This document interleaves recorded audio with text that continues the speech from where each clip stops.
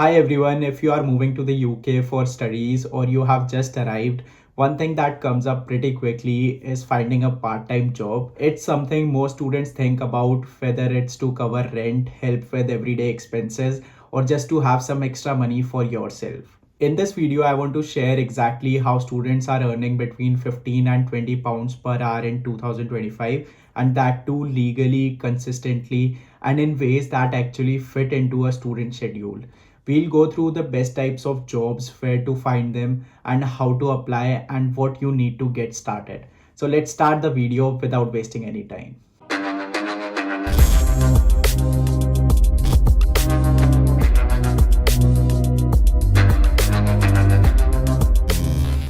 So first, what kind of jobs you should be looking for? One of the best paying options is tutoring. You don't need to be a professional teacher. If you are good at a subject, you can tutor school kids or even fellow students.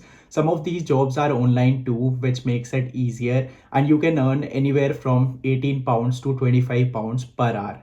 Next up is admin work. Universities often hire students to help with things like reception desks, campus events, or basic office support. These roles usually pay between 12 pounds and 18 pounds per hour, and they tend to have a fixed hours, which can be nice as a student. Next is delivery jobs like with Uber Eats or Deliveroo, which are really popular. You can work in the evenings or weekends, and with tips, it's possible to make around 14 to 20 pounds per hour. Moving on to the next one, retail is a classic student job. Things like working in shops or supermarkets. These usually pay a bit less, around 10.5 to 14 pounds per hour, but shifts are easy to find, especially during the weekends. And finally, there is a freelance work. If you are into writing, graphic design, editing, or even managing social media, websites like Upwork and Fiverr can be a good place to earn some extra cash on your own schedule. Now, before you start applying, there's one thing I would really recommend sorting out first, which is your accommodation. Where you live can really affect the kind of job you can take. If you are doing delivery or working late shifts, you don't want to travel across the city. Personally, I used a platform called Amber to book my room. It's made for students, and they have properties across all the major UK cities like London, Manchester, Leeds, Birmingham, and many more. And the best part is everything on the site is verified, so there is no chance of fake listings or weird contracts. You can also filter out places by how close they are to your uni or city center, which really helps when you are also finding jobs side by side.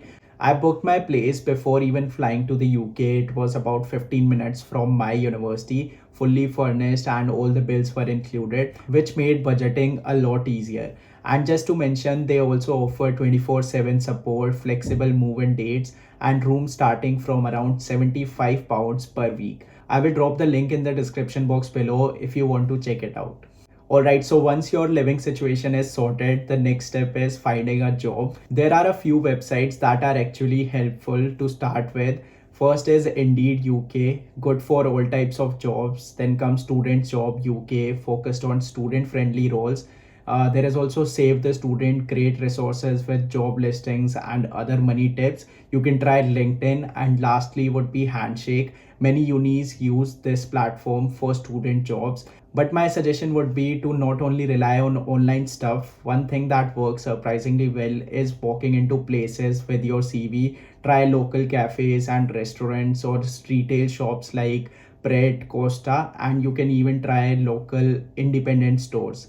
Also ask around your uni. There are student unions who usually have job boards, and they keep posting for the part-time roles on their WhatsApp or Telegram groups. Okay, now let's talk about your CV. This can make or break your application, even for a small part-time role. In the UK, the CV style is pretty straightforward. It should be just one page, short and clear. No need for a photo or date of birth. Just keep it focused on your skills and the experience you have gained over the years, even it's just volunteering or college societies. If you have already booked your room, use that UK address. It shows that you are local. And definitely add your availability, something like available evenings and weekends up to 20 hours per week would be perfect to start with. Also try to tweak your CV slightly depending on the job. A retail job might need different skills than a delivery one or admin role, so highlight accordingly. Okay, now let's talk about the legal stuff. Here is what you will need to actually start working. First, you will need to apply for the e-visa since that is replaced by the BRP, which was biometric residence permit. Then a UK bank account. Monzo and Revolut are super popular with students because they are easy to set up and don't need much paperwork. You can open your account in minutes. The link is given in the description box below. You will also need to apply for the national insurance number. This is what allows you to work legally and pay the right taxes. Though if you are earning under the threshold, you won't pay anything extra. And for the proof of address, you can use your accommodation booking. Also guys, the important thing to note here, whatever you do, make sure that the job is official. Avoid anything that's cash in hand or not on paper because it can affect your visa and it's just not worth the risk. Now let's see how much you can actually earn. Let's take a quick example. If you work 20 hours a week and earn 15 pounds an hour, that's 300 pounds a week, so roughly 1200 pounds monthly. And if your yearly income stays under 12,570, you don't pay any tax on it. That's more than enough to cover your rent, food, transport, and you also get to save and spend your money. Before we wrap up, here are few tips that might help you. Start applying for jobs early, even before you land in the UK. Get your housing sorted first. It makes everything else way easier than you expect. Be consistent. Sometimes you need to follow up after applying. And as soon as you arrive, get your UK SIM card, bank account, and apply for your national insurance number. So that's pretty much everything in this video. If it was helpful, make sure you like the video, subscribe to the channel for more such informative videos, and I will see you in the next one. Till that time, take care. Bye bye guys.